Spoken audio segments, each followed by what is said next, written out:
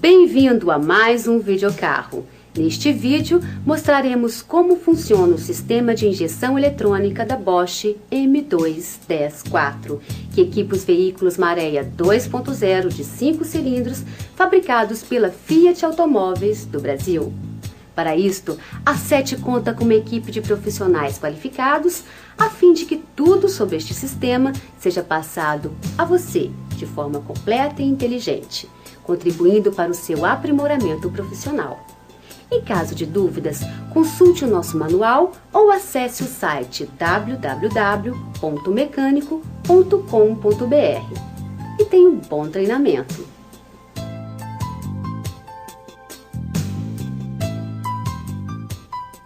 Os veículos Marea, fabricados pela Fiat Automóveis a partir de 1997, são equipados com o sistema de injeção eletrônica M2-104, fabricado pela Bosch.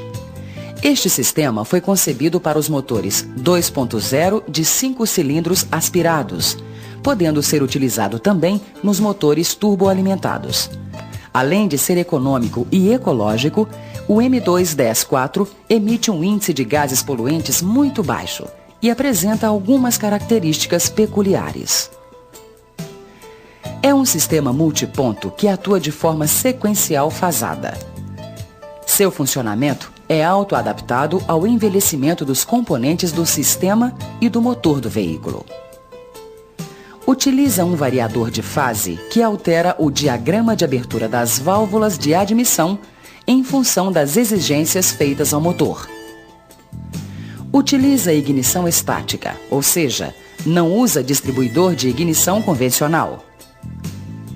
Utiliza uma bobina para cada um dos cilindros do motor, que são acionadas pela central através de um módulo de potência.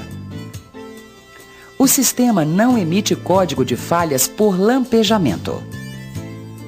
Possui o sistema Recovery ou Go Home, que compensa possíveis falhas em seus sensores utilizando valores médios pré-gravados na memória da central eletrônica até que o veículo possa chegar a uma oficina.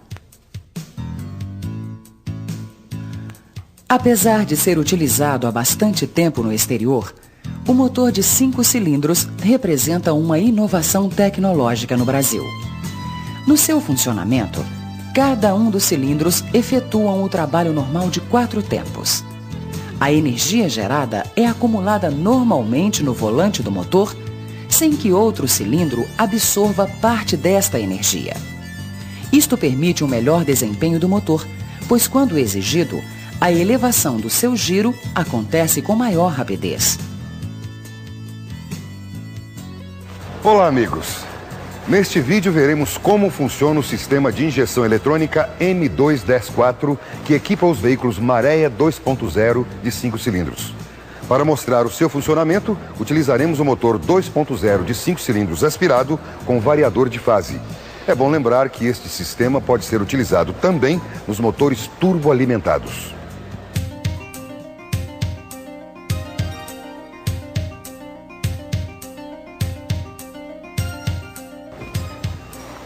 Certos componentes necessitam de uma corrente maior para o seu funcionamento, não podendo ser alimentados pela central devido ao perigo de sobrecarga no circuito. Por isso, é necessário o uso de relés que, acionados pela central por uma corrente mais baixa, ligam terminais que liberam uma tensão direto da bateria para esses componentes. O sistema M2-104 possui 3 relés básicos que controlam a alimentação elétrica dos seus componentes. O relé principal, o relé da bomba de combustível e o relé do variador de fase. Alguns modelos não possuem o relé do variador de fase, para não acionar este componente.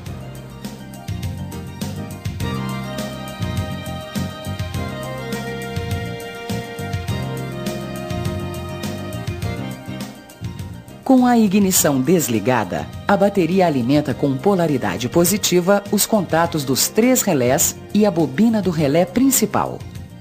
A central eletrônica recebe também, pelo mesmo circuito, a alimentação de sua memória reprogramável. Todo este circuito é protegido pelo fusível EFI de 30 amperes. Então, com a ignição desligada, estão energizadas com polaridade positiva os contatos dos 3 relés, a bobina do relé principal e a memória da central. A central possui seus aterramentos próprios. Quando a ignição é ligada, a central é acionada, aterrando a bobina do relé principal. Assim, com o positivo da bateria e o aterramento da central, o relé se arma. Armado, o relé libera corrente positiva para os injetores e outros componentes. Para a bobina do relé do variador de fase, para a central que executa seu trabalho e para o relé da bomba, que aterrado pela central, se arma acionando a bomba de combustível e a sonda lambda. Portanto, toda a energia positiva do sistema é liberada pelo relé principal sob o comando da central e protegido pelo fusível EFI de 30 amperes. O relé do variador de fase permanece com seu contato energizado pela bateria e sua bobina com polaridade positiva liberada pelo relé principal até ser acionado pelo comando da central.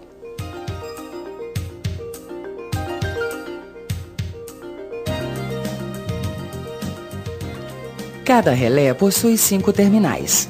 O terminal 30, que recebe energia para o contato. Os terminais 87A e 87B, que liberam energia depois do relé armado. E os terminais 85 e 86, que pertencem à bobina do relé. A central recebe pelo seu terminal 18 a energia para a sua memória. Tem o seu aterramento próprio. Aterra a bobina do relé da bomba pelo seu terminal 3. Aterra a bobina do relé principal pelo terminal 36. E aterra a bobina do relé do variador de fase pelo terminal 52. Recebe energia positiva do interruptor de ignição pelo terminal 27. E recebe energia do relé principal pelo terminal 37. Em todo o circuito de acionamento, a última etapa é a ativação da bomba de combustível, que só acontecerá se todo o sistema estiver energizado, pois o relé principal só se arma se a central estiver energizada e o relé da bomba só se arma se o relé principal estiver energizado. Uma das formas de saber se todo o sistema está funcionando é observar se a bomba de combustível funciona quando se liga a ignição.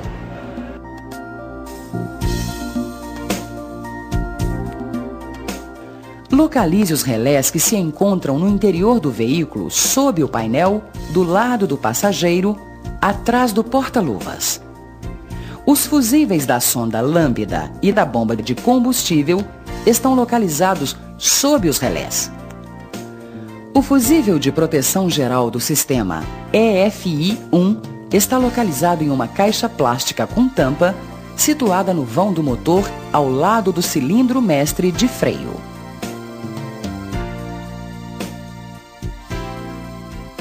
Com a ignição desligada, retire os 2 relés das suas bases.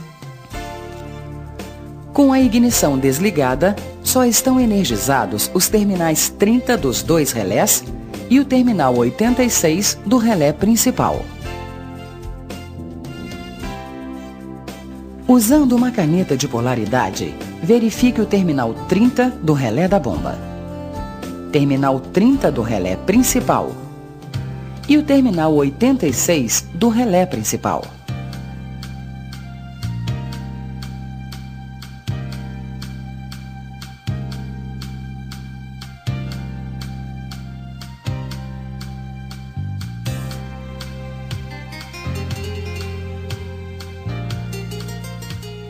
Caso não seja encontrada tensão, verifique o fusível EFI de 30 amperes que está localizado no vão do motor, ao lado direito, em uma caixa plástica, situada ao lado do depósito de fluido do freio.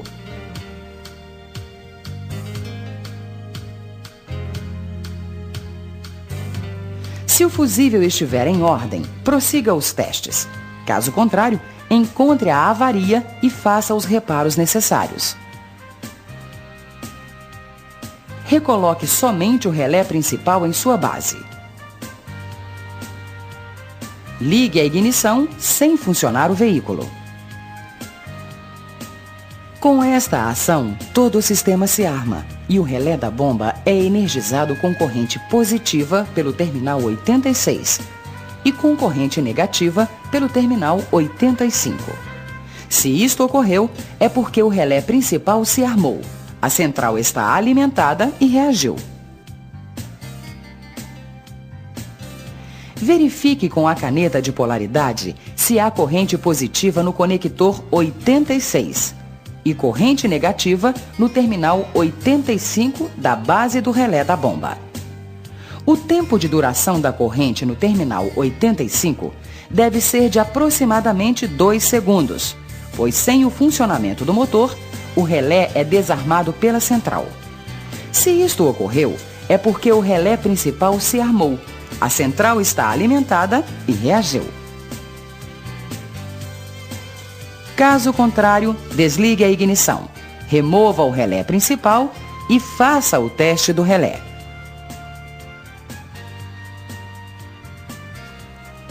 Com o relé fora do veículo e tendo à mão um ohmímetro, verifique se existe continuidade entre os terminais 85 e 86 do relé, que para isso deverá apresentar circuito fechado. Retire as pontas de provas dos 2 terminais do relé.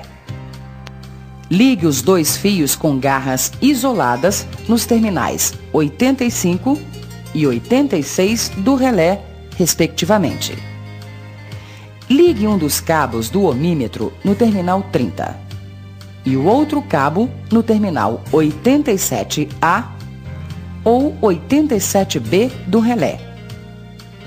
O ohmímetro deverá indicar circuito aberto. Ligue cada um dos outros terminais dos fios de extensão em um dos bornes de uma bateria, que pode ser externa ou do veículo. Deve-se ouvir o relé se armar.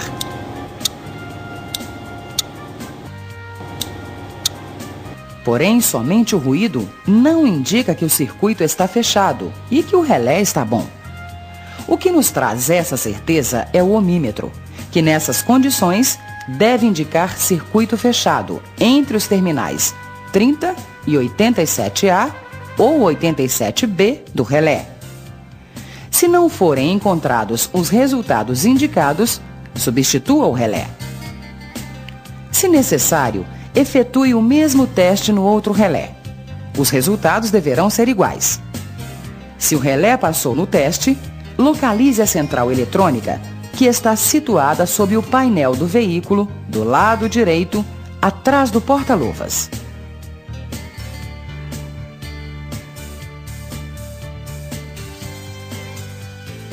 Use o ohmímetro para verificar a continuidade dos fios envolvidos no circuito, tendo como base o esquema elétrico contido no manual que acompanha esse vídeo.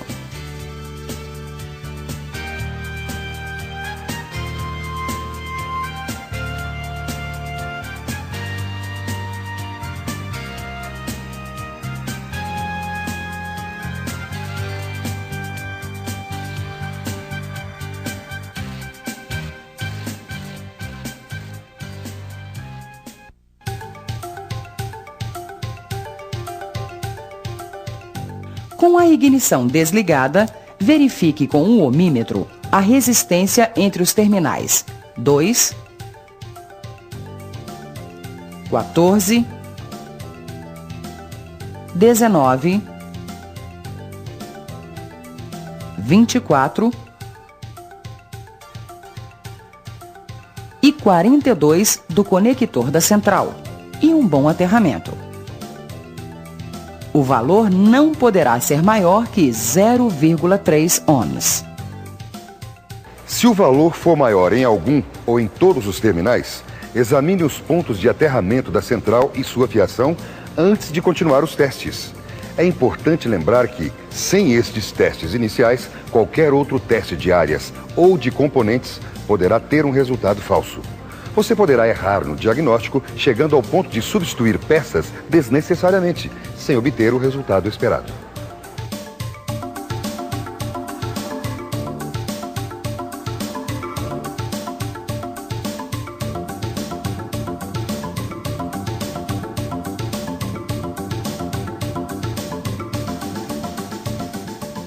Sempre que ocorrer alguma falha no sistema, a central detecta e grava o erro em sua memória. Neste momento, a lâmpada de diagnose se acende, indicando que o sistema está com problemas. Na manutenção, o mecânico somente poderá verificar os códigos de falhas através de um scanner.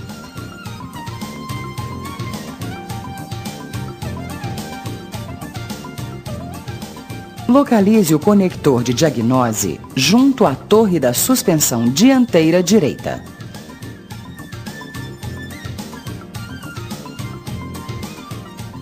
Conecte o scanner no conector de diagnose e em um ponto de alimentação, que pode ser o próprio acendedor de cigarros.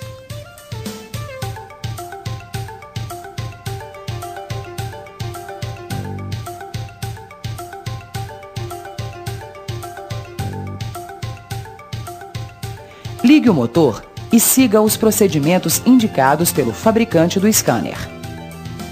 Efetue as correções necessárias utilizando-se das orientações deste vídeo e do manual que o acompanha.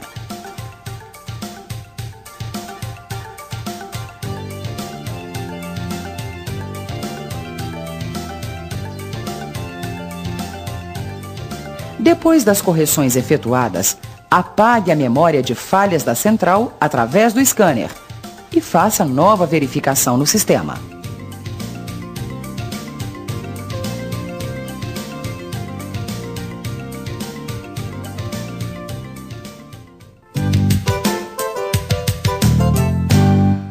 Daqui a pouco a gente volta. Saiba agora um pouco mais sobre o site do mecânico. Se você tem dúvidas sobre este material, visite www.mecanico.com.br. Você terá suporte sobre esta e sobre outras fitas da série Videocarro, entrando na seção exclusiva do Cliente 7. Clique no menu Cliente 7, preencha alguns dados e logo após, clique em Suporte Videocarro, escolha uma fita de sua preferência e aproveite o suporte online da 7. Se ainda houver dúvidas, contate-nos clicando no item Fale Conosco, www.mecanico.com.br, o portal do mecânico.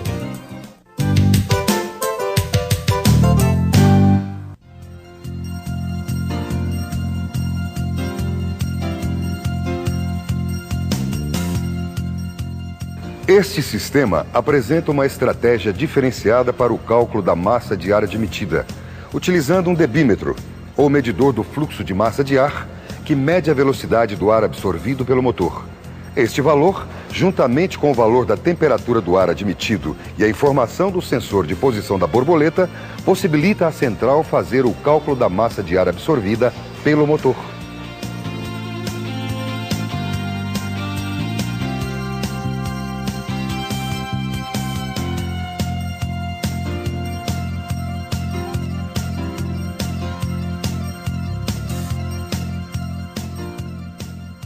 O ar admitido passa primeiramente por um filtro.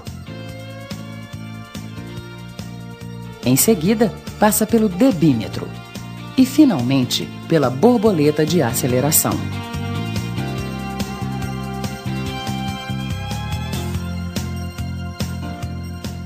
A troca do elemento do filtro de ar deve ser efetuada periodicamente, conforme a orientação do fabricante.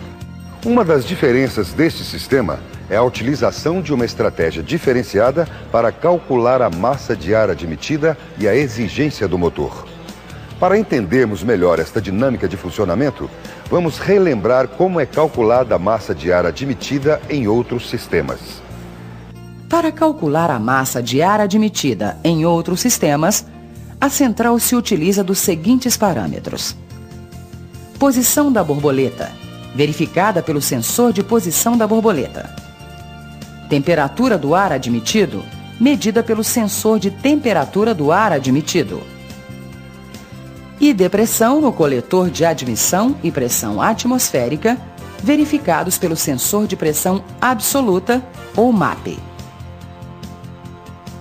A diferença deste sistema está na utilização de um medidor do fluxo de massa de ar, ou debímetro. Portanto, o cálculo da massa de ar admitida neste sistema é feito com base nos seguintes dados: posição da borboleta, verificada pelo sensor de posição da borboleta. temperatura do ar admitido, medida pelo sensor de temperatura do ar admitido.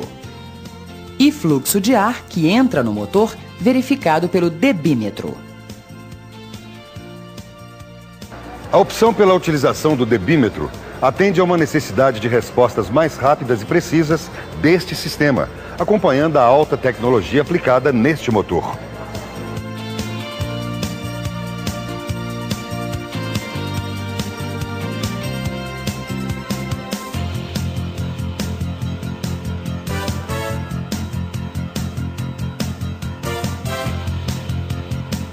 O debímetro é composto por um circuito eletrônico denominado de ponte de Wheatstone, ligado a um filme que funciona com uma resistência PTC, coeficiente de temperatura positiva, que varia sua resistência de forma diretamente proporcional à temperatura. Ao ligar a ignição, este filme é aquecido pela tensão da bateria a uma temperatura de 120 graus acima da temperatura ambiente. O fluxo do ar admitido modifica a temperatura deste filme, alterando sua resistência. A ponte de Wheatstone reage a esta alteração, enviando o valor de retorno à central. Quanto maior o fluxo do ar absorvido, menor será a temperatura do filme e menor será sua resistência. Quanto menor o fluxo do ar admitido, maior será a temperatura do filme e maior será sua resistência.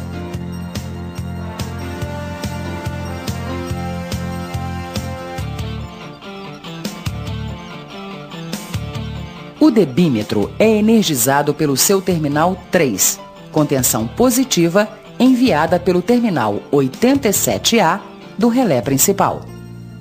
Seu aterramento é constante e acontece através do seu terminal 1. Do terminal 30 da central, ele recebe em seu terminal 2 aterramento para o circuito eletrônico interno, ponte de Wheatstone. Pelo seu terminal 4, ele envia sua variação de tensão para a central, que a recebe pelo terminal 7.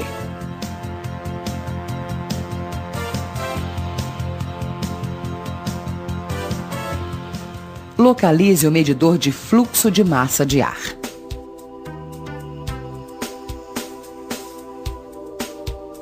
Prepare o conector elétrico do medidor de fluxo de massa de ar para receber os terminais do multímetro usando alfinetes finos e longos, colocados nas partes traseiras dos terminais do conector.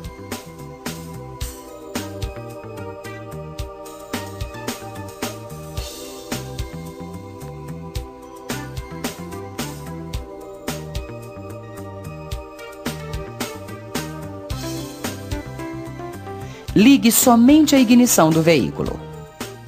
Verifique com o voltímetro a tensão existente entre os terminais 1 e 3 do conector. Ele deverá apresentar um valor de tensão próximo ao valor da tensão da bateria.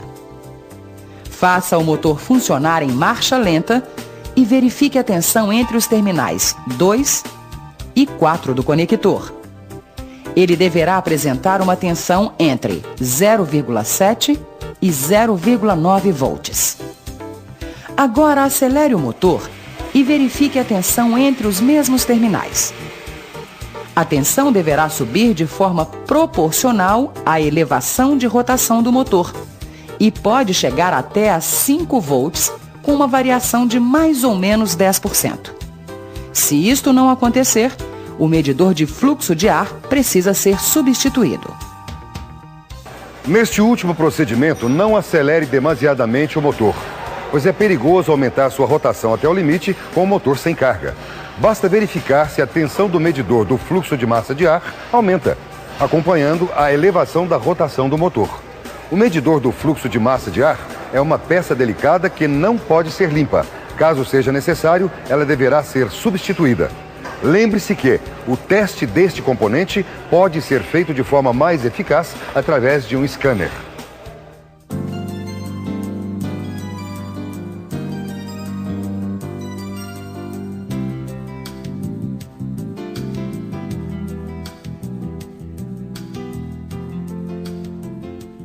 O O sensor de temperatura do ar admitido é composto por um sensor NTC, que a cada milésimo de segundo varia sua resistência de forma inversamente proporcional à temperatura, ou seja, quanto maior a temperatura, menor a resistência. Quanto menor a temperatura, maior a resistência. A tensão modificada por esta resistência retorna à central, informando a temperatura do ar admitido.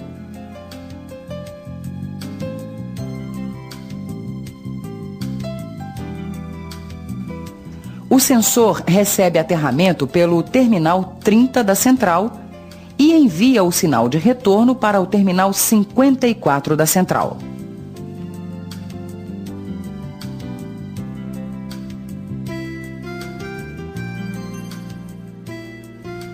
Com um ohmímetro, meça a resistência entre os terminais que tenham comunicação com os terminais 54 e 30 do conector da central, cujo conector deverá estar desconectado. O valor demonstrado no ohmímetro é equivalente à temperatura a que o sensor está exposto e devem estar bem próximos aos da tabela existente em nosso manual.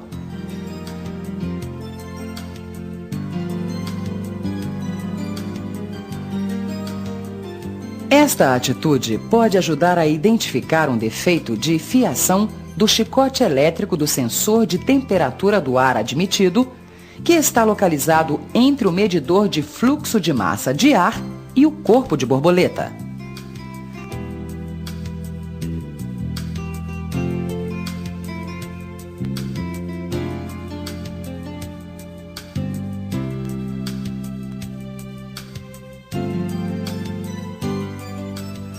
O sensor de posição da borboleta, que é ligado ao eixo da borboleta de aceleração, é um potenciômetro, isto é, um resistor variável. Este sensor recebe uma tensão constante da central e a modifica por ação da sua resistência, retornando à central o valor que possibilita a definição da posição da borboleta de aceleração. Quando a sua resistência está baixa, a tensão de retorno é alta, indicando a posição de borboleta aberta. Quando a sua resistência é alta, a tensão de retorno é baixa, indicando a posição de borboleta fechada.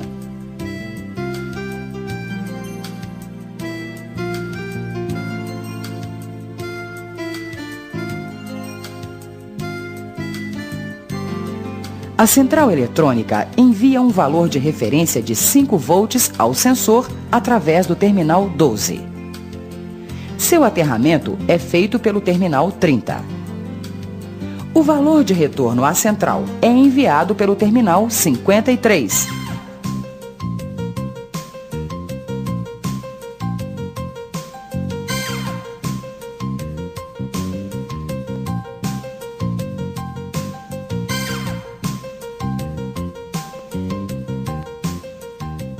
Com a ignição ligada, retire o conector do sensor e verifique sua alimentação constante, medindo no conector do sensor, com o auxílio de um voltímetro, se estão chegando 5 volts, mais ou menos 10%, dos terminais 30 e 12 da central.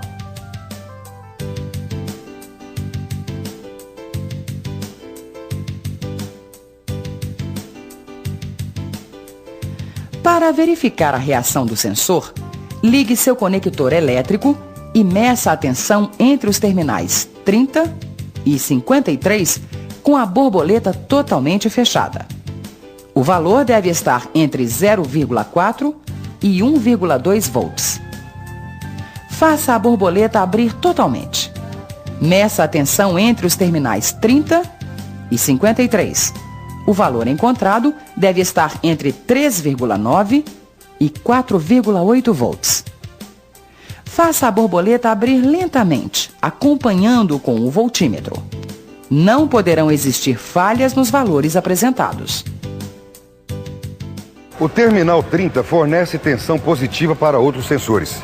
Portanto, no caso de erro de leitura durante os testes, identifique pelos esquemas elétricos quais os outros sensores que estão sendo alimentados pelo mesmo circuito.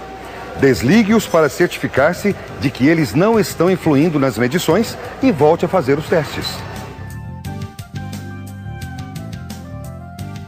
Falhas nas acelerações podem ser causadas por desgaste ou defeito na pista do potenciômetro. Mau contato nos terminais do conector faz com que o sensor de posição não informe a posição da borboleta para a central eletrônica, descontrolando todo o sistema de comando da injeção e ignição. Folgas no eixo da borboleta ou presença de sujeira em seu corpo causa falha em seu posicionamento, gerando erro na informação da posição da borboleta para a central eletrônica.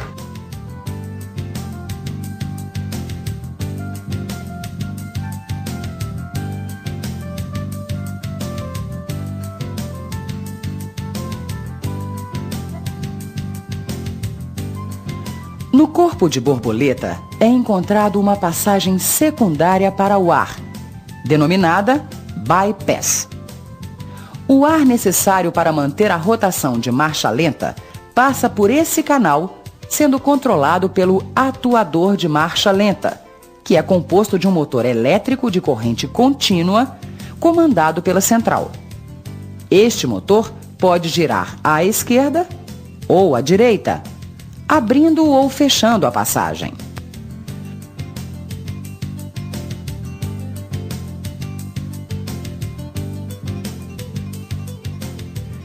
O atuador de marcha lenta possui 3 terminais. No terminal 2, ele recebe positivo direto do terminal 87 do relé principal.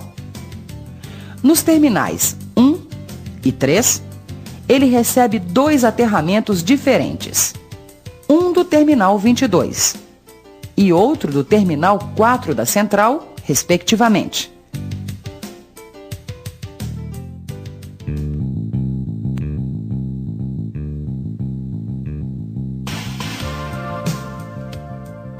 O teste de funcionamento do atuador de marcha lenta deverá ser feito com um scanner na posição estática, ou seja, fazendo o atuador funcionar sob o comando da central.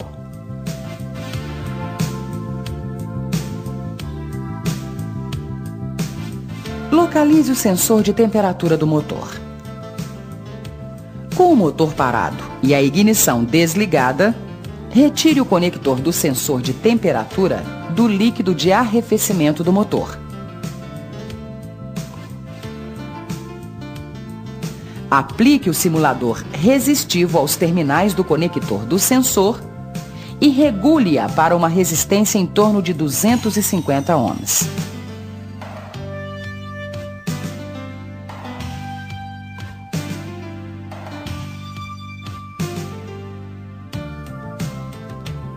Faça o motor funcionar com uma rotação de marcha lenta próxima do normal.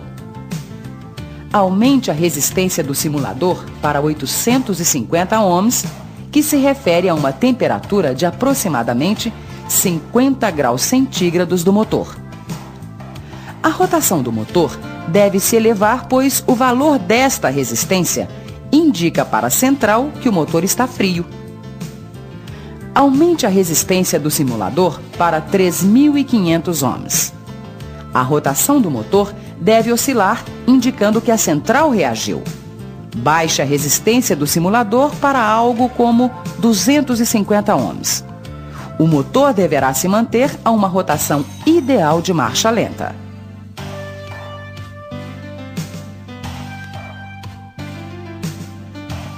Se isto ocorrer, é porque a central recebeu e reagiu à informação de temperatura enviada através do simulador resistivo e que o atuador está respondendo ao comando da central.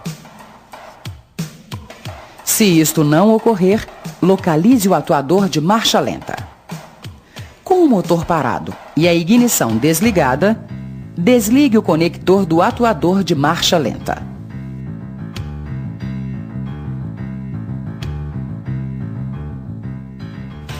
Meça com um ohmímetro o valor de resistência entre os terminais 1 e 3 do atuador.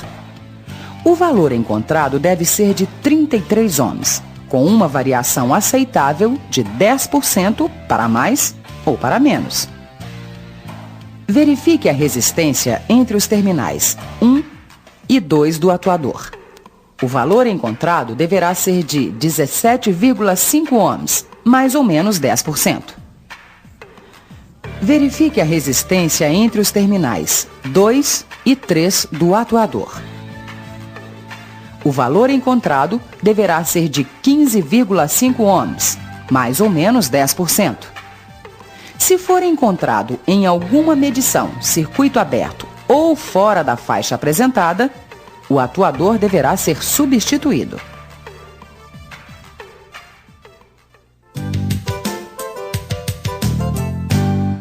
Voltamos em instantes com mais videocarro. Você já tem um e-mail que identifica você? Então digite www.mecanico.com.br e clique no ícone da carta, no menu principal do site.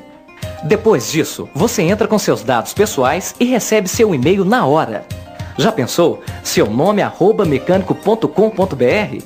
Utilize o site para enviar e receber quantas mensagens você quiser, mesmo se você não tiver computador. www.mecanico.com.br, o portal do mecânico.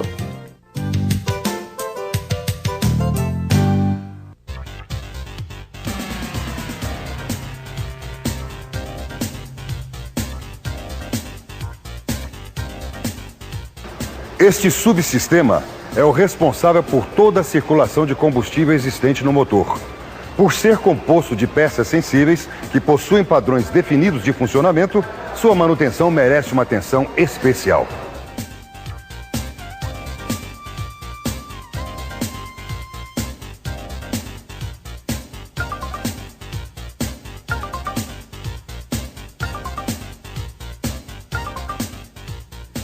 A bomba de combustível fica imersa no tanque e é montada no mesmo suporte do indicador de nível de combustível do tanque, usando este combustível para seu arrefecimento e lubrificação interna. Acionada por um motor elétrico, ela envia o combustível até os injetores, mantendo a linha de alimentação sob uma pressão contínua.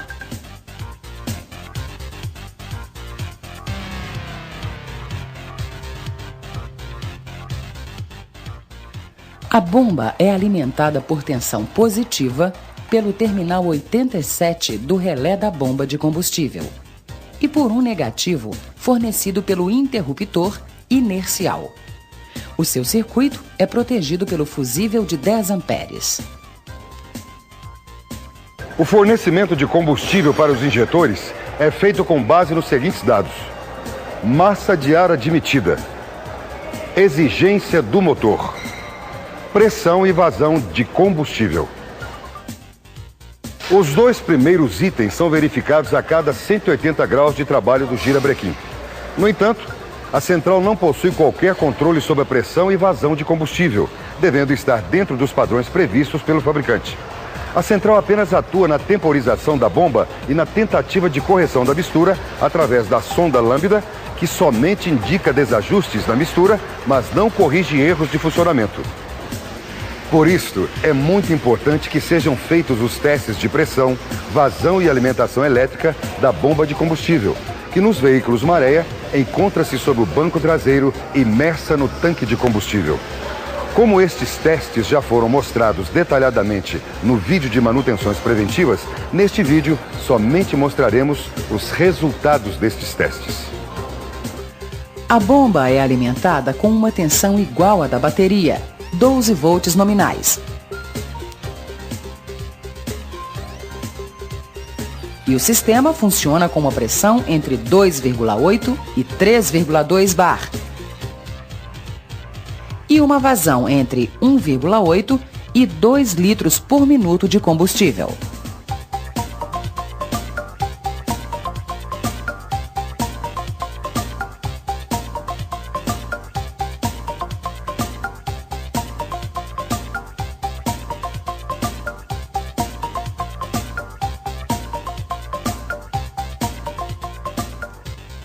Se a pressão estiver abaixo dos padrões, o sistema poderá estar apresentando os seguintes defeitos: baixa tensão de alimentação da bomba de combustível, bloqueio na linha de alimentação, como filtros de captação e de linha entupidos, tubulação dobrada, etc.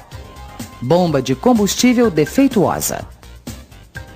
Estes problemas podem causar mau desempenho do motor do veículo, falhas no funcionamento do motor, principalmente nos momentos de exigência, mistura pobre de combustível.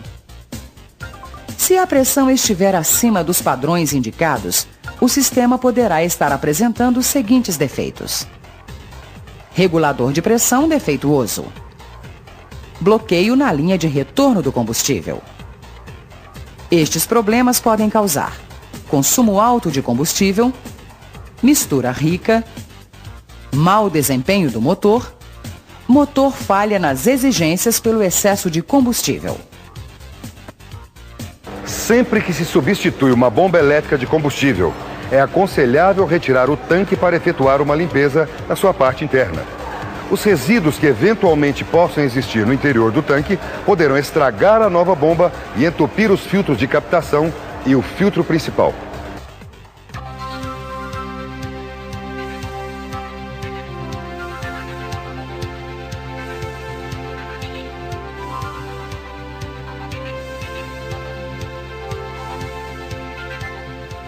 O interruptor inercial é um dispositivo de segurança que desliga o aterramento da bomba de combustível quando o veículo sofre algum impacto mais violento, interrompendo seu funcionamento.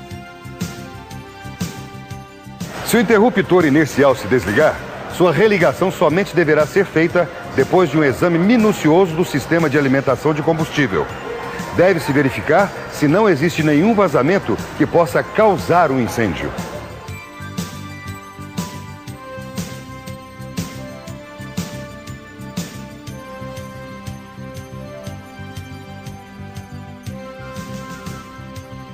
O filtro de captação é o primeiro filtro do sistema, localizado na entrada da bomba de combustível. Limpe ou substitua o filtro toda vez que efetuar a manutenção da bomba de combustível.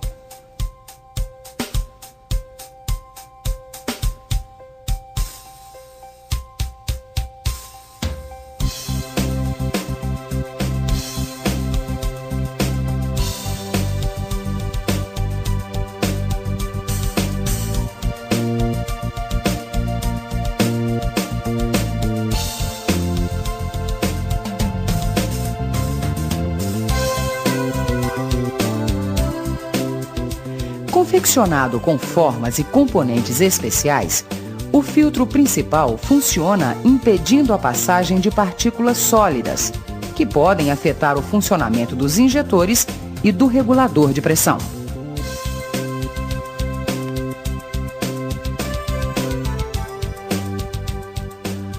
Localize o filtro principal de combustível, que fica posicionado na parte inferior do veículo, sob a carroceria, próximo ao tanque, interligando a linha de alimentação do sistema por meio de conexões do tipo engate rápido.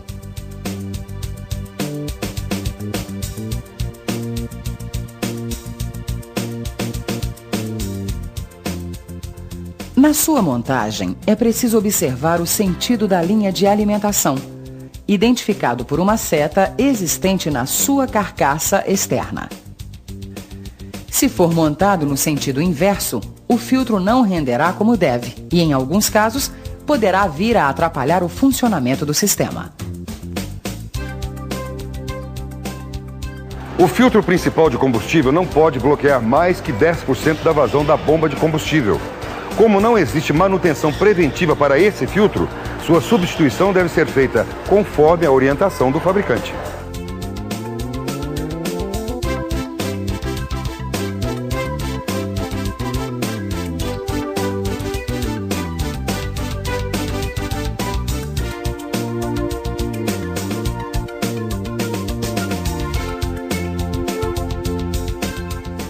O regulador de pressão é composto por duas câmaras distintas, separadas por um diafragma.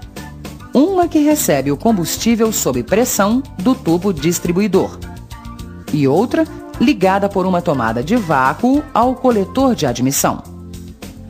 Na primeira câmara, existe uma saída ligada à linha de retorno de combustível, vedada por uma válvula de fluxo, que é pressionada por uma mola calibrada. Quando o tubo distribuidor recebe mais combustível do que o utilizado pelos injetores, a pressão do combustível aumenta e pressiona o diafragma, que vence a tensão da mola calibrada e abre a válvula de fluxo, dando vazão ao combustível, que volta ao tanque pela linha de retorno. A injeção deve ser proporcional à exigência do motor. Como a injeção é definida pela pressão da linha, esta também deve ser proporcional à exigência. Para que isto ocorra, o regulador de pressão é ligado ao coletor de admissão por uma linha de vácuo. Quando o motor está com baixa exigência, numa descida, por exemplo, o vácuo aumenta e age contra a pressão da mola calibrada, abrindo mais a válvula de fluxo, dando vazão ao combustível e diminuindo a pressão da linha. Quando o motor está com alta exigência, numa subida, por exemplo, o vácuo diminui e a pressão contra a mola calibrada também diminui, fechando a válvula de fluxo, obstruindo a passagem de combustível e aumentando a pressão da linha. A atuação do regulador de pressão do combustível pode ser verificada durante o teste de pressão do sistema de alimentação de combustível. Para testar o regulador de pressão isoladamente, deve-se usar uma bomba de vácuo, conforme indicado no nosso vídeo Manutenções Preventivas. O regulador de pressão também exerce a função de amortecedor, compensando as variações de pressão que ocorrem durante o movimento de abertura e fechamento dos injetores. Se a mola calibrada estiver quebrada ou fraca, haverá uma queda na pressão do combustível. O diafragma furado, na maioria das vezes, não altera em demasia a pressão do sistema. Porém, cria uma infiltração de combustível na câmara de vácuo do regulador. A partir daí, este combustível é sugado pelo coletor de admissão, enriquecendo a mistura do cilindro mais próximo da tomada de vácuo do regulador de pressão. O enriquecimento da mistura, a princípio, pode não ser notado pelo motorista, mas depois de algum tempo, a vela deste cilindro pode deixar de funcionar por encharcamento de combustível. Se essa infiltração não for solucionada, haverá uma lavagem do filme de óleo do lubrificante do cilindro contaminado, seguindo a uma contaminação do óleo do cárter do motor.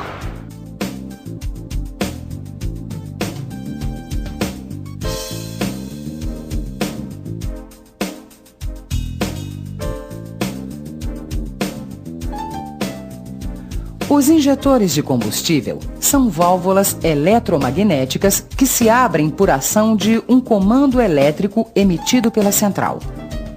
Este comando atua na bobina interna do injetor, criando um campo magnético que vence a tensão da mola que atua no fechamento do injetor. Eles dão vazão ao combustível armazenado no tubo distribuidor, pulverizando-o sobre as válvulas de admissão, para que este se misture ao ar que entrará no cilindro quando a válvula se abrir.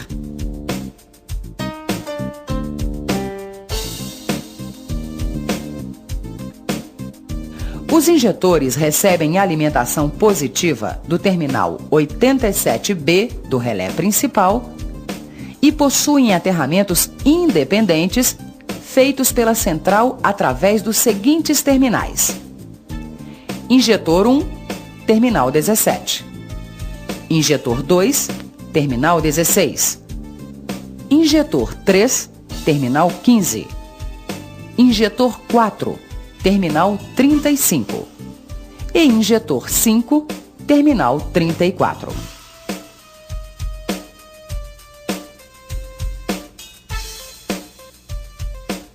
Localize os injetores que são ligados ao tubo distribuidor de combustível na sua parte superior, onde são fixados por meio de travas elásticas e por onde recebem o combustível sob pressão. Nessa parte superior dos injetores, incorporado aos mesmos, são encontrados os últimos filtros de combustível do sistema. As partes inferiores dos injetores estão ligadas ao tubo coletor de admissão do motor. Meça com um ohmímetro a resistência entre os dois terminais dos injetores. O valor encontrado deve ser de 16 ohms, com uma variação aceitável de 10%.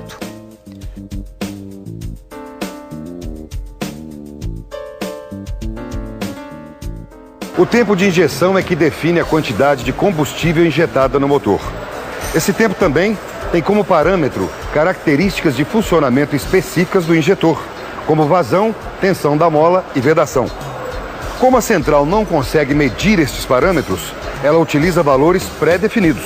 Portanto, se por algum desgaste mecânico houver alteração nos valores de vazão, tornando-os diferentes dos valores ideais, ela não detectará o problema, mesmo que o sistema não esteja funcionando corretamente. Esse comportamento pode danificar outros componentes que estão funcionando bem e trazer problemas sérios para o motor.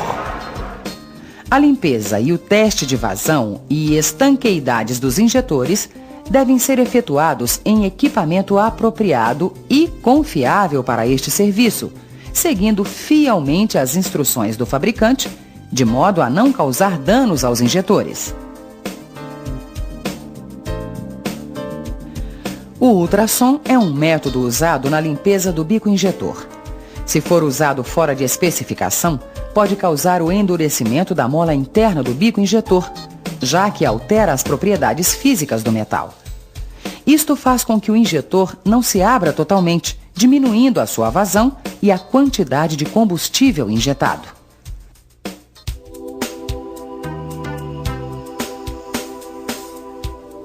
Nas extremidades superior e inferior dos injetores, são montados anéis ou rings de vedação, que são confeccionados em borracha fluorizada e possuem as seguintes funções: vedar o combustível entre o tubo distribuidor e o injetor na parte superior do injetor, vedar a entrada falsa de ar entre o tubo coletor de admissão e o injetor na sua parte inferior, atuar como isoladores térmicos do injetor, atuar como amortecedor de vibrações entre o motor e o injetor.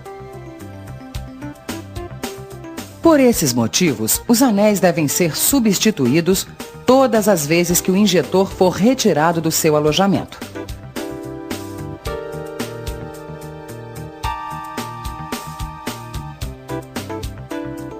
Na sua colocação, recomenda-se a utilização de vaselina líquida para facilitar sua montagem.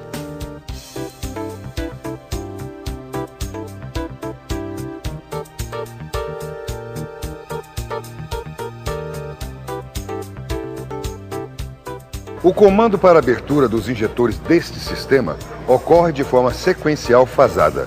Ou seja, o injetor de cada um dos cilindros é aberto somente no período da abertura das suas válvulas de admissão.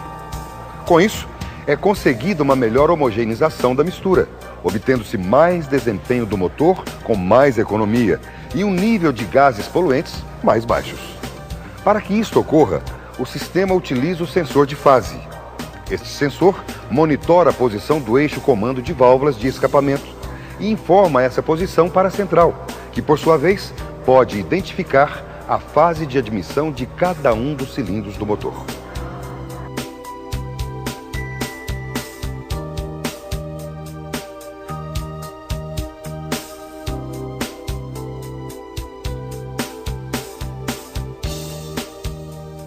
O sensor de fase é composto por um sensor Hall e um ímã permanente, e uma capa com uma abertura.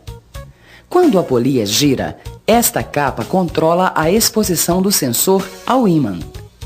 Cada vez que a janela passa pelo sensor, é criado um pulso pela exposição do sensor ao ímã. A central, então, detecta este pulso e, juntamente com o sinal do sensor de rotação IPMS, reconhece o momento de abertura das válvulas de admissão.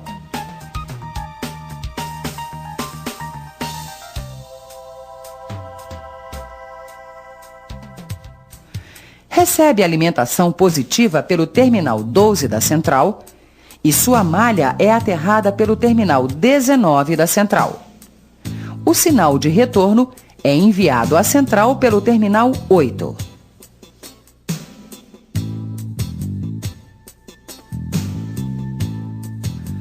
Localize o sensor de fase que está montado atrás da engrenagem de distribuição do eixo comando de válvulas de escapamento. Desligue o conector elétrico do sensor. Ligue somente a ignição do veículo e, usando uma caneta de polaridade, verifique se existe alimentação positiva e negativa no conector do sensor. Desligue a ignição e volte a ligar o conector elétrico. Com a caneta de polaridade ligada ao terminal 8 do conector, dê partida no motor. Os LEDs da caneta deverão piscar para indicar que o sensor está emitindo sinal. Desligue a ignição e, com um ohmímetro, verifique a continuidade do fio do terminal 8 da central entre o conector do sensor e o conector da central.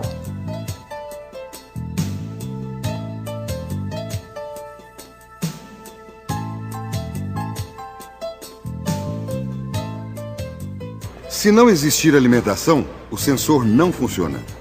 Se existir alimentação e o sensor não emitir pulso, ele precisa ser substituído. Se houver alguma interrupção entre o terminal do conector do sensor e o terminal do conector da central, ela não receberá esses pulsos e não poderá operar. Em qualquer destes casos, a central não receberá o sinal do sensor de fase e o veículo não irá funcionar. Daqui a pouco tem mais videocarro. Conheça agora a Bolsa de Empregos do site do mecânico. O Mecânico Online oferece gratuitamente uma bolsa de empregos para você que procura emprego ou está em busca de um bom funcionário. Coloque o seu currículo, clicando em Bolsa de Empregos e faça parte de um banco de profissionais que será pesquisado por grandes empresas de recursos humanos em todo o Brasil. E se você procura um mecânico competente, certamente irá encontrá-lo aqui. www.mecanico.com.br, o portal do mecânico.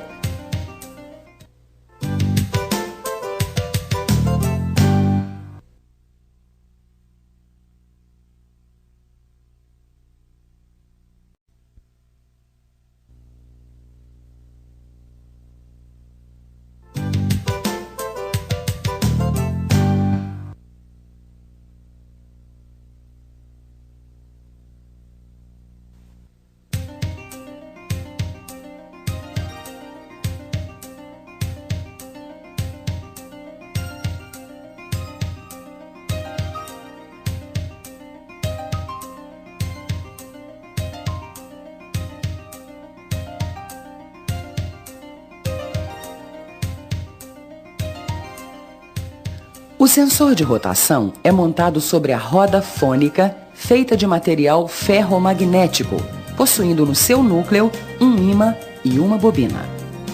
No momento da passagem de cada um dos dentes da roda, cria-se um campo magnético entre o ímã e o dente. Essa energia magnética é transformada através da bobina do sensor em pulso elétrico enviado à central. Efetuando a contagem dos pulsos, a central reconhece a rotação do girabrequim. Essa informação é importante para a definição do avanço da centelha. Outra função do sensor é a definição do ponto morto superior do cilindro, PMS. Para isto, foram retirados 2 dentes da roda fônica, ficando com 58 dentes e 2 espaços vazios. Na passagem do espaço vazio, o sinal enfraquece e a central determina o reinício da contagem dos pulsos, podendo assim definir a posição exata do girabrequim. O primeiro dente depois do espaço vazio é chamado de dente de sincronismo.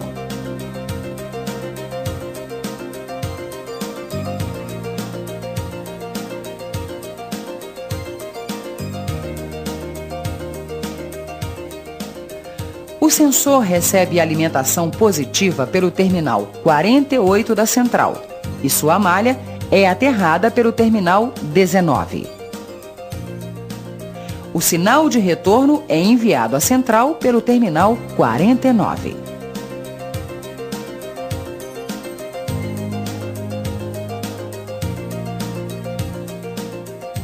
O sensor de rotação e PMS se encontra na parte traseira do bloco do motor. A roda fônica se encontra na parte interna do motor, junto ao volante.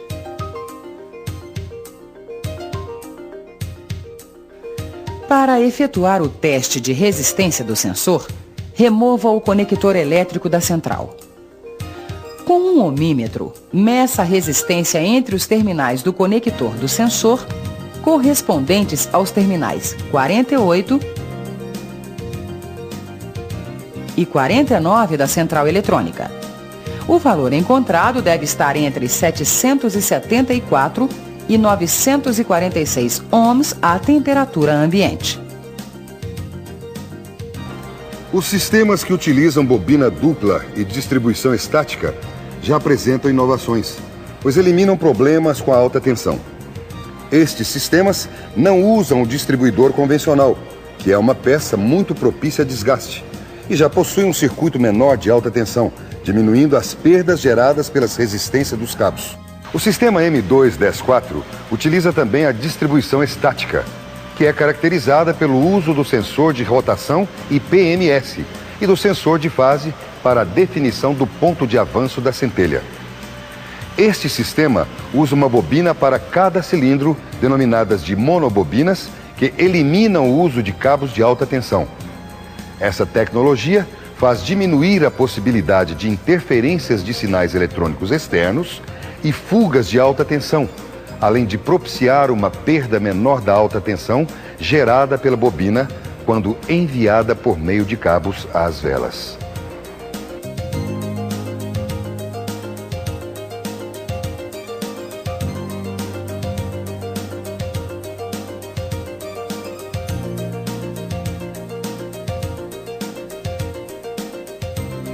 A central define o ponto de ignição e o avanço da centelha com informações do sensor de PMS e do sensor de fase.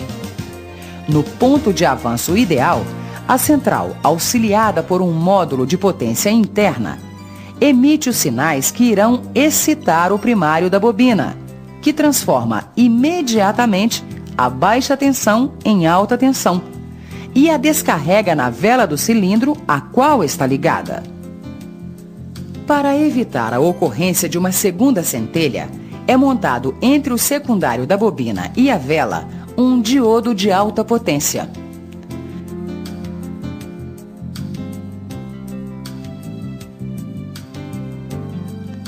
Pelo terminal 3 do conector, cada bobina recebe tensão de bateria, vinda do interruptor da ignição do veículo.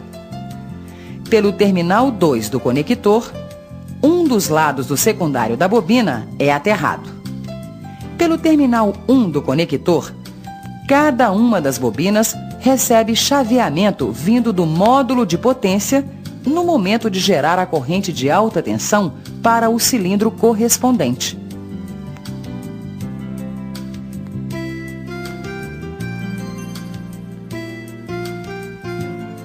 Localize as 5 bobinas do sistema que estão posicionadas e presas à tampa das válvulas e ligadas a cada vela correspondente do motor.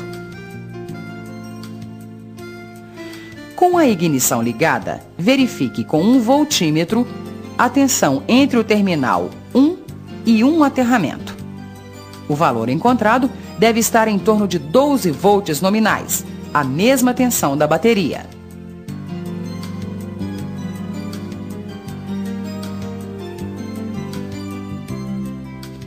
Desligue os conectores elétricos das bobinas.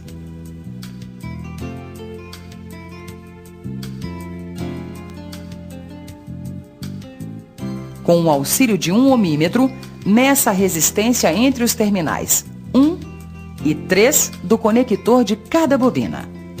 O valor encontrado deve estar entre 0,2 e 0,5 ohms à temperatura ambiente.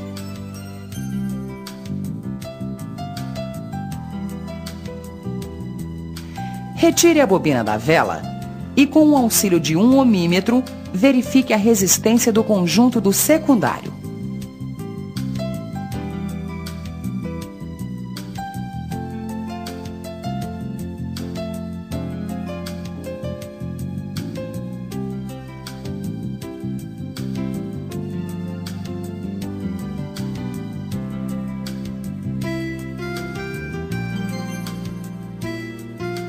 O valor encontrado deve estar em torno de 3 a 6 megaohms.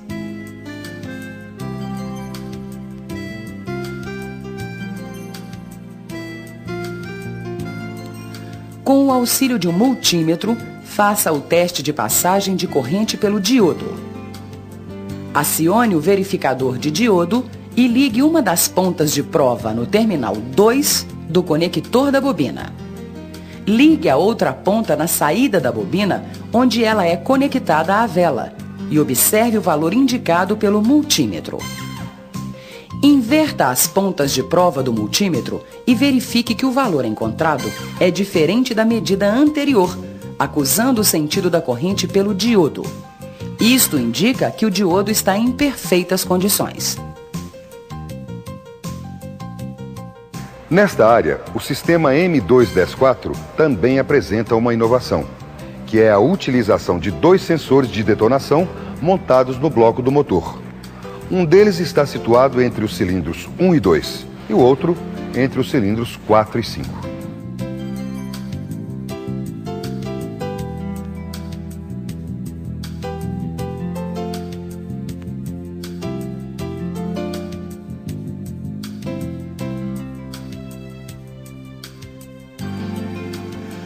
Ao sentir a ressonância criada pelas detonações e pré-ignições, os sensores informam a central que atrasa momentaneamente o ponto de ignição no cilindro ou cilindros que sofreram o fenômeno, em no máximo 9,7 graus da posição do girabrequim. Se no próximo tempo de explosão dos cilindros atrasados não ocorrer pré-ignição ou detonação, a central faz com que o avanço comece a retornar ao ponto pré-estabelecido, aplicando 0,4 graus de avanço em cada tempo de explosão sequencialmente ocorrido, até que seja atingido o ponto ideal de avanço. Se ocorrerem novas detonações, a central voltará a agir da mesma forma.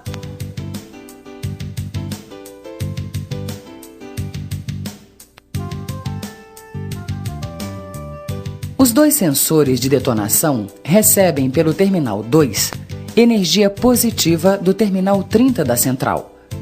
O primeiro sensor envia o sinal de retorno pelo terminal 11 da central e o segundo sensor pelo terminal 29 da central.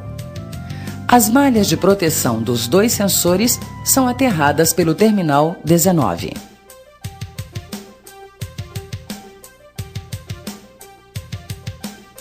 Alguns cuidados devem ser tomados durante a montagem do sensor de detonação para não danificá-lo. Para demonstrar estes procedimentos, utilizaremos o motor montado em um cavalete. Utilize trava química na rosca do parafuso de fixação do sensor.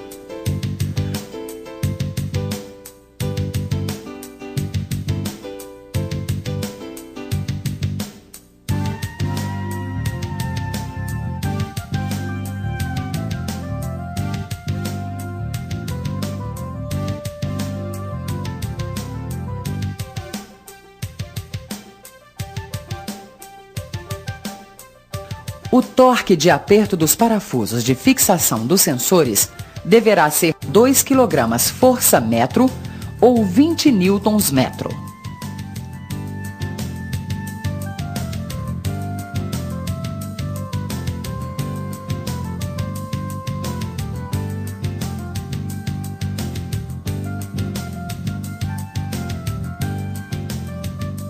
O teste dos sensores de detonação somente poderá ser efetuado através de um scanner.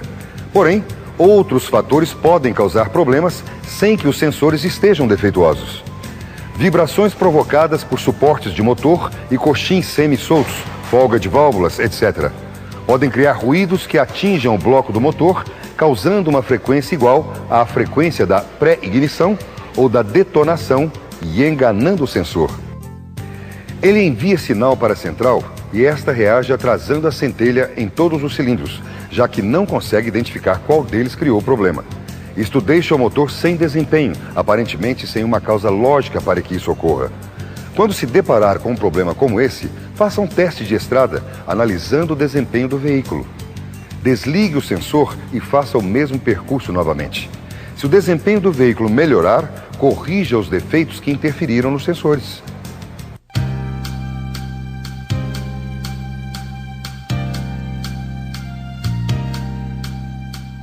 Para que a mistura esteja dentro do padrão ideal a maior parte do tempo possível, compensando as várias situações de funcionamento do motor, os gases de escapamento são verificados pela sonda lambda. Esta sonda é um importante sensor do sistema, já que a maioria dos seus problemas são causados por falhas em outros componentes. Por isso, sempre que for constatado um mau funcionamento da sonda lambda, antes de trocá-la, certifique-se que não existe mais nenhum outro problema em outras partes do sistema.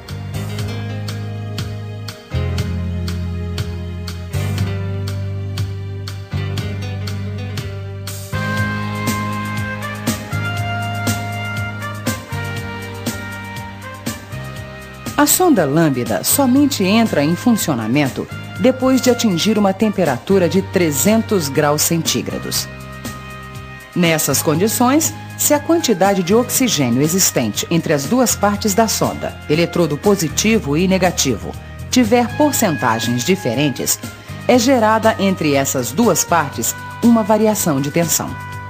Esta variação identifica o índice da diferença da quantidade de oxigênio entre o ar atmosférico e o gás do escapamento. Esta informação é passada para a central, que, se necessário, determina o ajuste da mistura.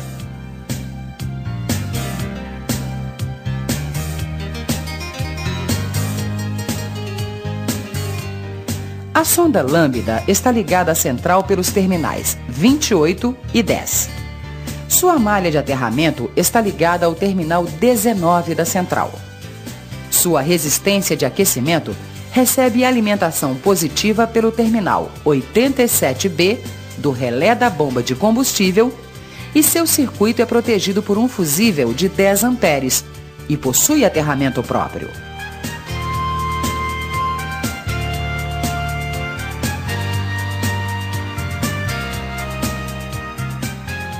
Localize a sonda lambda.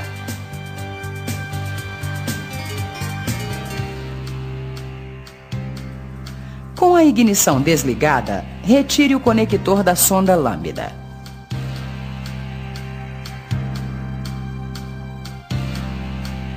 Usando um voltímetro, posicione as pontas de prova nos terminais 3 e 4 do conector que alimenta a resistência.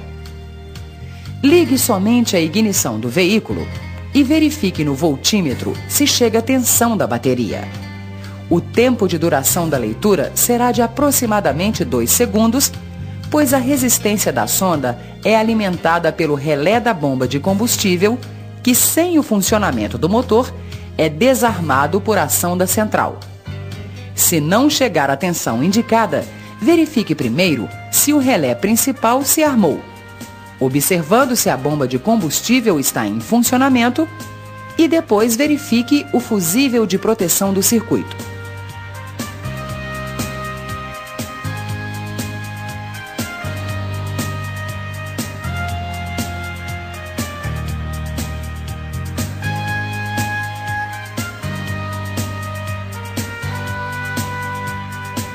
Depois, verifique a continuidade dos fios do chicote elétrico.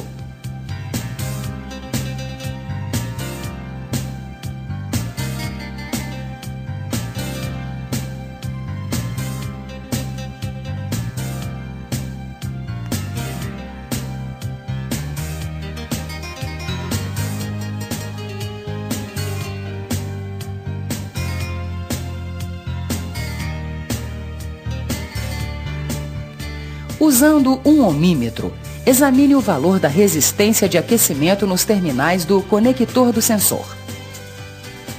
Deve-se obter um valor entre 3 e 5 ohms à temperatura ambiente.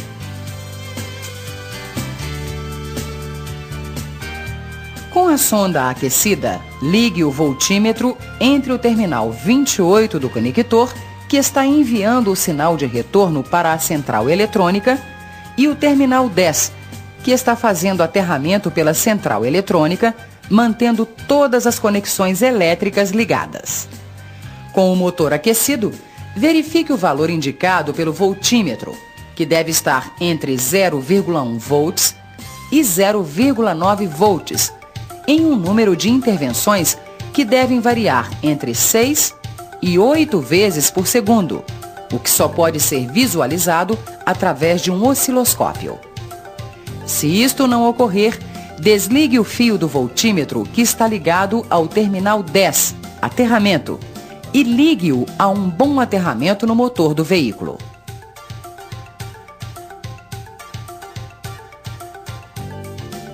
Se a situação se regularizou, verifique o aterramento do sensor e volte a fazer o teste. Caso contrário, verifique se não existe algum outro defeito no sistema. Se houver defeitos, efetue as correções necessárias e faça o teste da sonda novamente.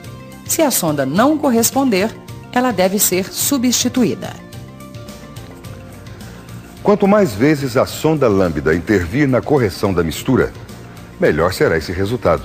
Se as suas intervenções ocorrerem com uma frequência inferior a 6 vezes por segundo, a mistura não será corrigida convenientemente e o veículo poderá apresentar como indicação de irregularidade oscilações na rotação de marcha lenta do motor.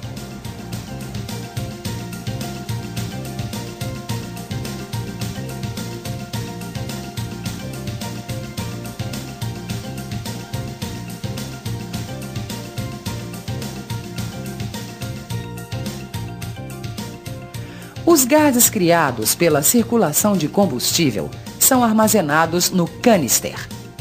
A válvula de alívio do canister se abre periodicamente, dando passagem para estes gases até o coletor de admissão, para serem queimados juntamente com a mistura. Neste momento, a central diminui a injeção de combustível.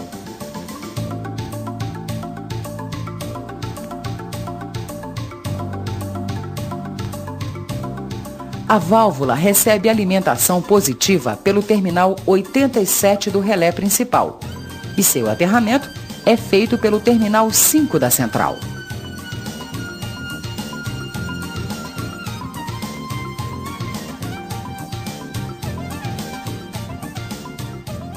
A válvula de alívio do canister está localizada sob a caixa de roda, do lado direito do veículo. Seus testes não serão mostrados neste vídeo, porém, estes testes estão amplamente descritos no manual que acompanha este vídeo.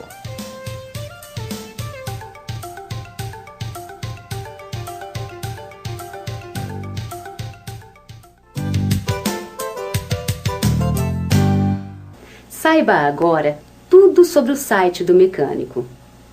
No Mecânico Online, você vai solucionar todas as suas dúvidas sobre injeção eletrônica, freios ABS e muitos outros assuntos, utilizando o Tira Dúvidas e a lista de discussão, um canal direto entre você e os maiores especialistas do Brasil. Basta clicar e participar. www.mecanico.com.br, o portal do mecânico.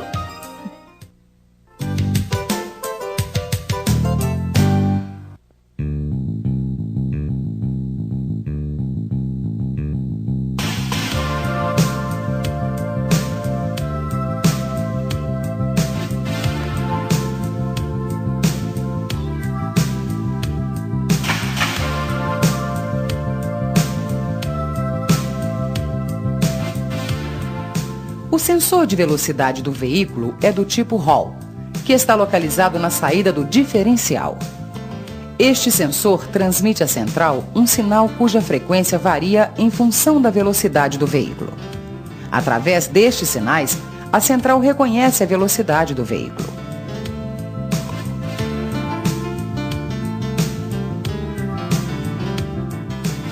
O sensor recebe alimentação positiva vinda do terminal 87A do relé principal e tem seu aterramento próprio. Os pulsos são enviados à central pelo terminal 9.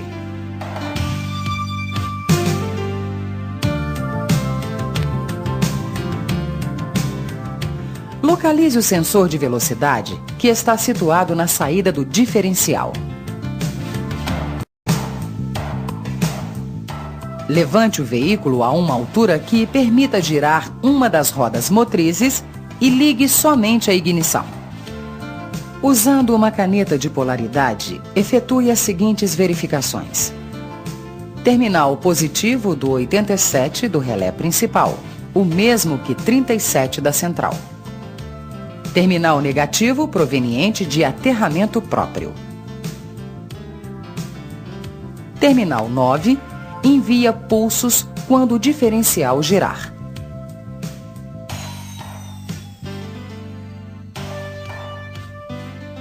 Se não existir positivo ou negativo, o sensor não trabalha. Neste caso, examine o circuito elétrico, corrija a falha e efetue o teste novamente. Se existir positivo e negativo, mas o sensor não emitir pulso quando o diferencial girar, substitua o sensor.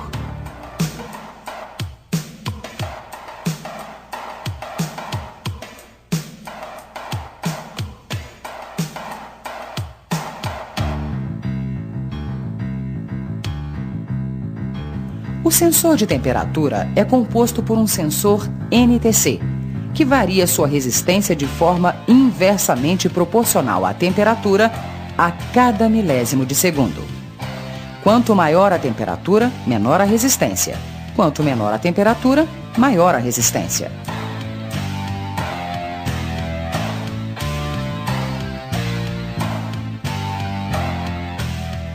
O sensor é alimentado pelo terminal 30 da central e tem seu aterramento feito pelo terminal 45 da central.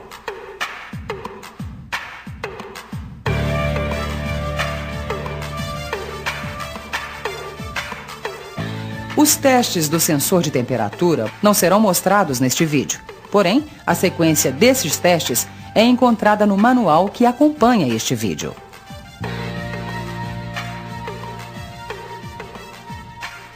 Se o sensor apresentar valores fora dos padrões definidos pela central, por motivo de curto, interrupção da fiação ou até defeito do sensor, a central reconhecerá a falha no sensor e sinalizará acendendo a lâmpada de diagnose.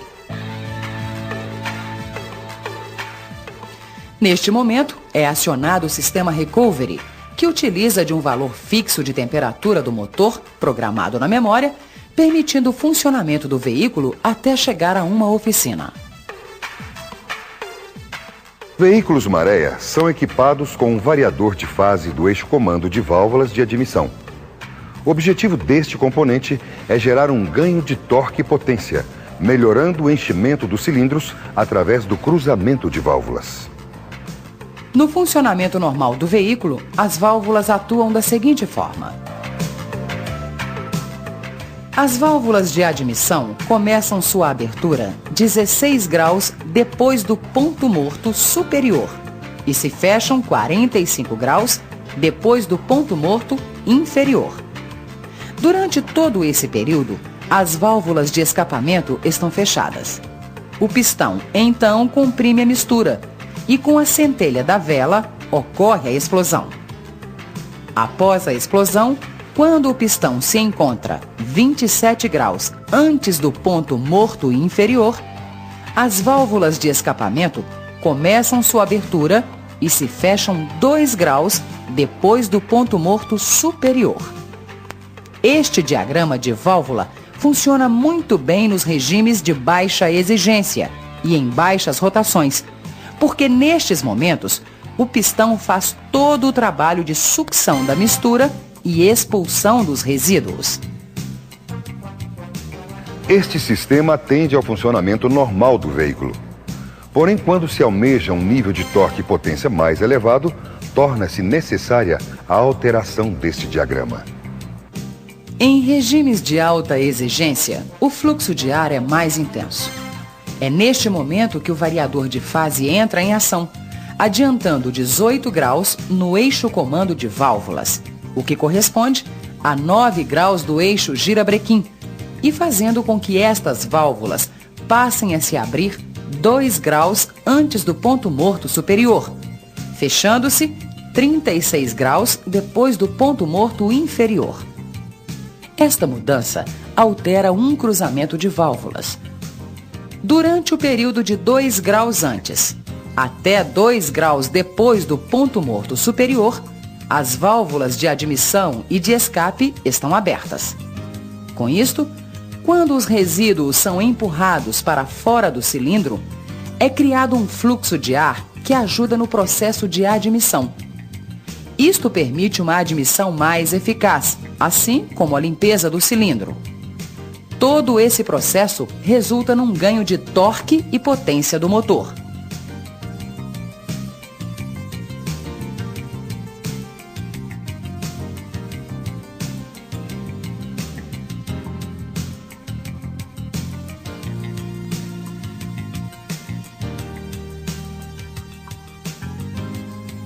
O variador de fase está posicionado na ponta do comando de válvulas de admissão.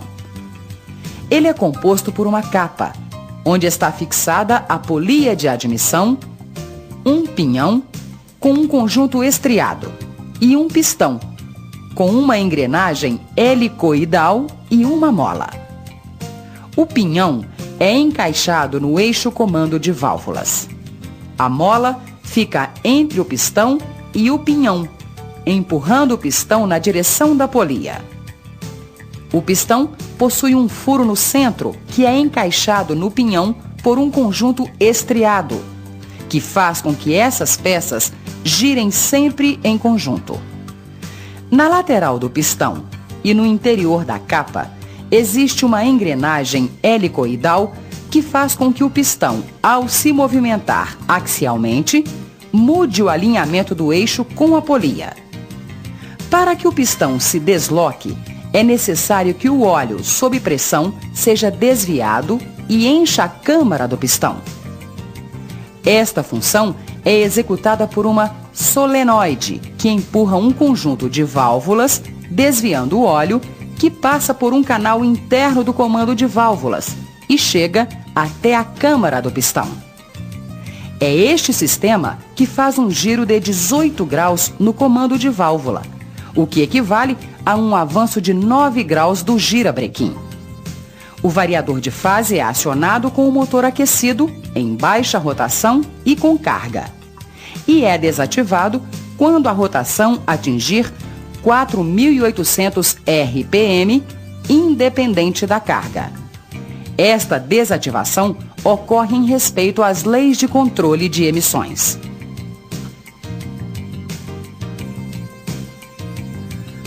O variador de fase recebe alimentação através de seu próprio relé. Este relé recebe alimentação positiva pelo seu terminal 30, diretamente do positivo da bateria. A bobina do relé recebe alimentação positiva vinda do terminal 87B do relé principal pelo seu terminal 86. O negativo que fará o acionamento do relé pelo terminal 85 vem do terminal 52 da central.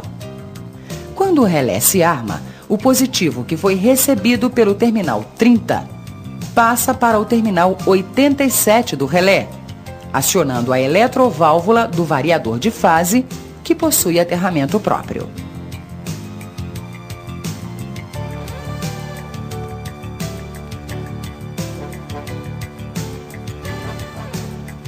Localize o variador de fase. Com o motor à temperatura ideal de funcionamento, desligue o conector da solenoide do variador de fase e posicione as pontas de prova no conector do variador.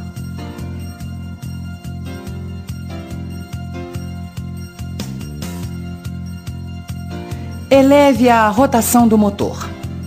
Verifique no voltímetro se existe sinal de 12 volts. o que demonstra a ativação do relé do variador de fase. Caso não estiver chegando tensão, pare o motor e faça o teste do relé do variador e de suas ligações. Os procedimentos deste teste são semelhantes ao teste do relé principal e da bomba de combustível, mostrados no início deste vídeo.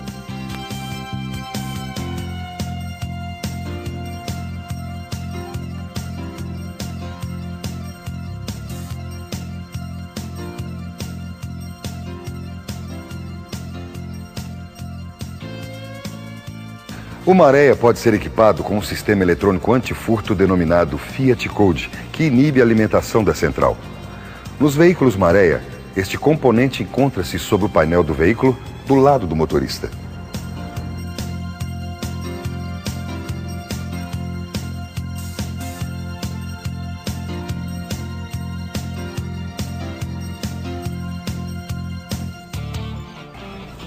Todas as centrais estão preparadas para receber os códigos que são emitidos pela chave de ignição ao Fiat Code. Nos veículos que não estão equipados com o sistema, a central não vem habilitada, mas está pronta para receber esta habilitação. Depois que isso é feito, não existe modo de eliminar a codificação. Por esse motivo, se for necessário substituir uma central por outra não habilitada, ao se ligar à ignição do veículo, o código de segurança será gravado nessa outra central. A partir daí, ela somente servirá para esse veículo. No caso de quebra ou perda da chave original do veículo, somente uma oficina autorizada Fiat pode alterar ou reativar essa codificação da central. Por motivos de segurança, não estamos divulgando este procedimento. E chegamos ao final de mais um videocarro.